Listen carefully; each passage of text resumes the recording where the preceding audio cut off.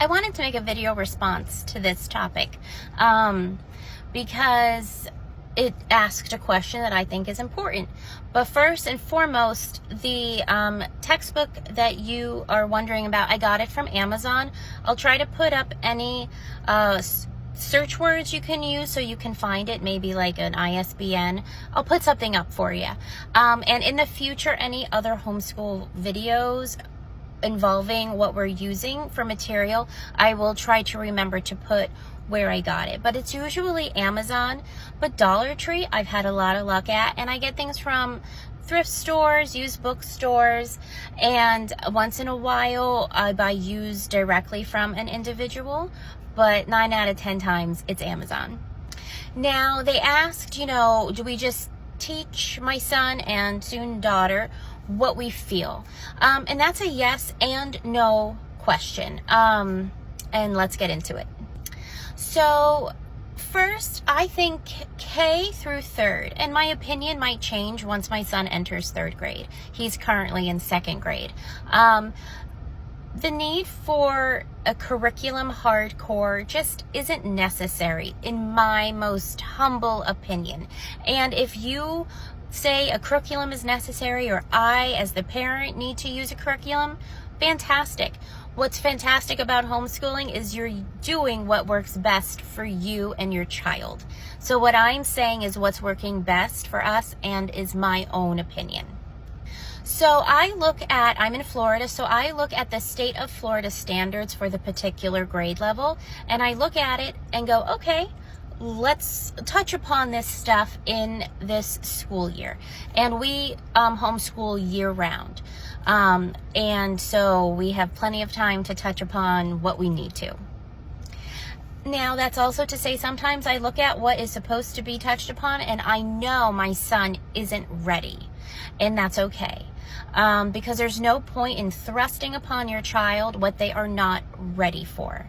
And so I put off stuff like independent reading a full year because I just knew he wasn't ready. He was terrified of reading independently. And by waiting, I let him build his confidence, and now he's completely fine with it and does really well with it.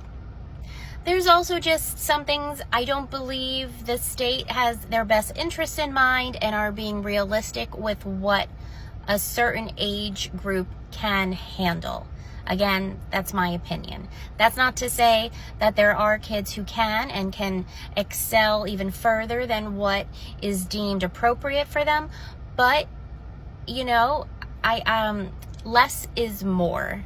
Even in early education, elementary education, less is more if it means that you're not going to turn your child off from learning.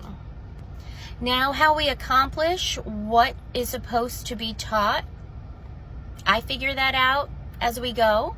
I'm really starting to learn what works for my son and what doesn't work for my son, where, in kindergarten and in some of first, we were still testing the waters, figuring out where his strengths were in learning and how he learned. So right now, he is not computer oriented, and I know getting an online curriculum not going to do him any good. He's not going to excel at it. He does not learn through experiments, like for science. Totally doesn't grasp anything. It doesn't mean anything to him. So I'm not going to do a lot of experiment-heavy material. So you find what works for you. Also, I don't believe in full mastering of whatever is on the list for the state requirement. So that's to say, if by the end of the school year it's still not mastered, that's okay, because each grade level builds upon what you were taught the previous grade level. And like I said, it took him a while to independently read.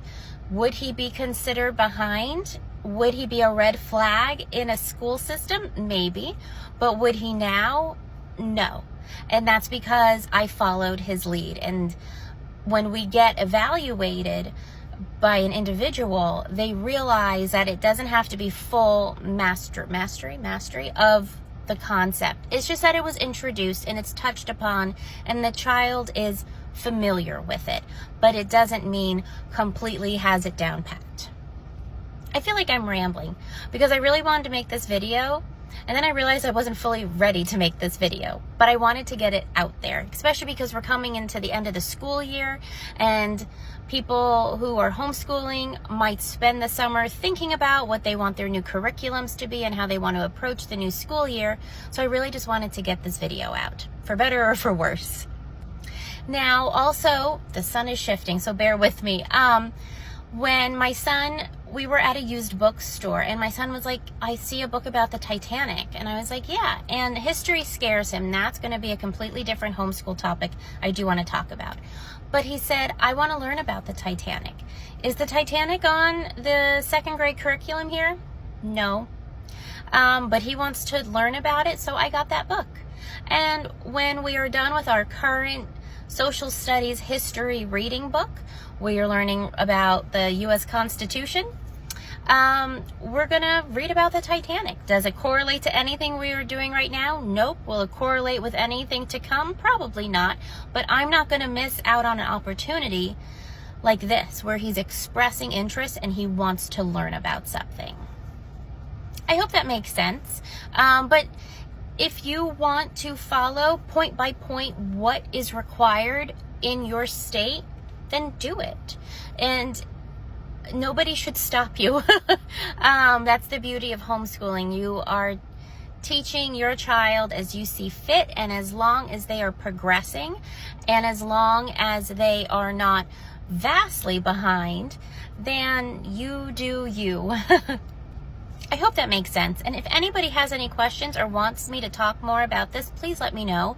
Like I said, I'm going to be making a video about a subject that my son is terrified of and how we are conquering that.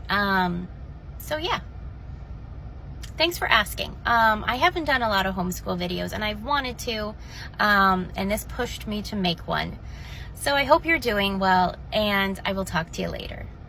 Bye.